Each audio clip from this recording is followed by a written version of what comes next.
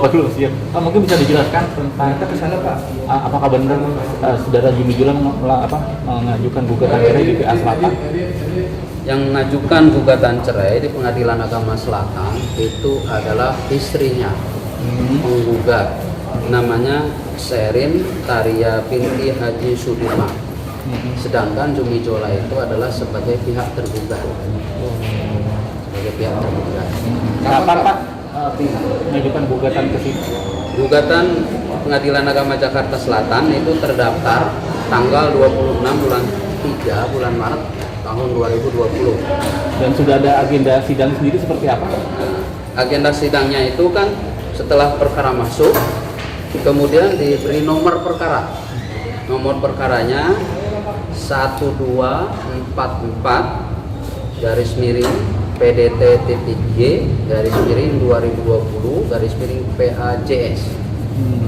Itu PMH penunjukan Pak Ketua kepada majelis hakimnya adalah tanggal itu juga, tanggal pendaftaran, yaitu tanggal 26 bulan 3 2020. Kemudian oleh majelis hakim diagendakan untuk sidang pertama tanggal 17 bulan 6 bulan Juni 2020.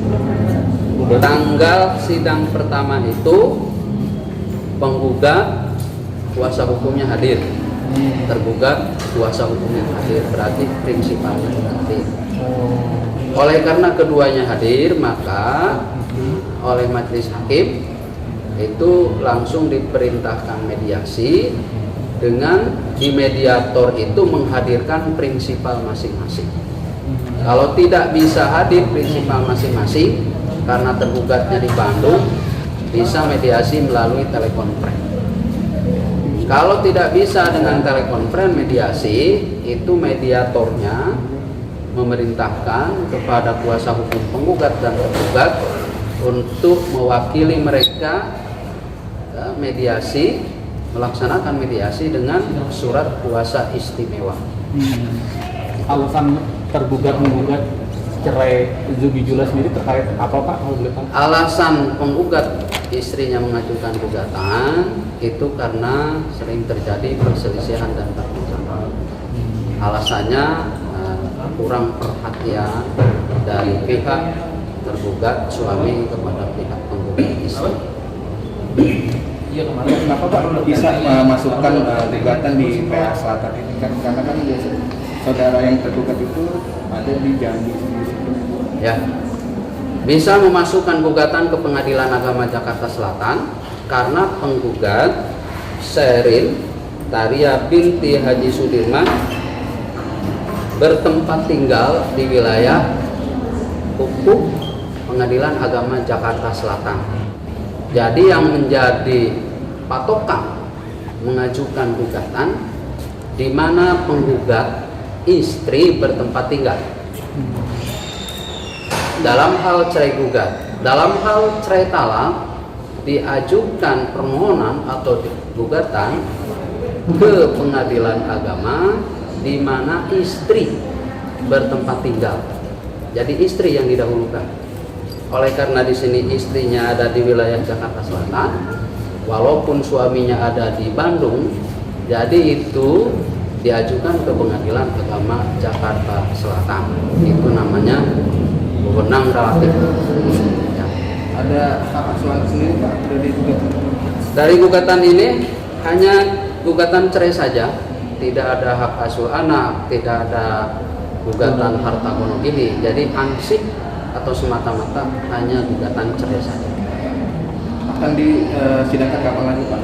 Mengenai akan disidangkan kapan lagi, karena sekarang masih dalam proses mediasi, belum mendapatkan informasi kapan akan disidangkan kembali.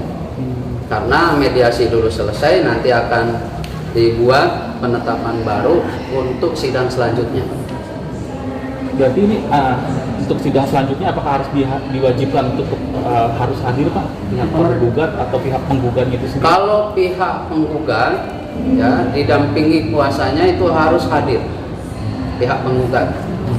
Tapi kalau pihak tergugat karena ini sudah hadir kuasanya, mengenai prinsipalnya bisa hadir atau tidak nanti kita lihat pada waktunya. Jadi kita pengadilan kalau dalam perkara perdata itu tidak bisa memerintahkan harus hadir. Yang penting kita sudah melaksanakan pemanggilan kepada pihak-pihak yang berperkara, namanya relas. Panggilan itu yang penting sudah sah, sudah patut. Mengenai hadir atau tidak, itu majelis hakim tidak menjadikan itu alasan. Yang penting sudah dipanggil, sah dan patut. Pak, kalau seandainya dari tergugat sendiri tidak datang dan akhirnya yang gugat itu datang terus, apakah akan perstek atau seperti apa Pak? Nantinya Oh, mengenai perstek mungkin dalam perkara ini tidak mungkin diputus dengan perstek, karena pada sidang pertama penggugat ya diwakili kuasa hukumnya, tergugat diwakili kuasa hukumnya, sehingga itu dilaksanakanlah karena dua-duanya hadir untuk mediasi. Jadi tidak mungkin ini diputus dengan perstek.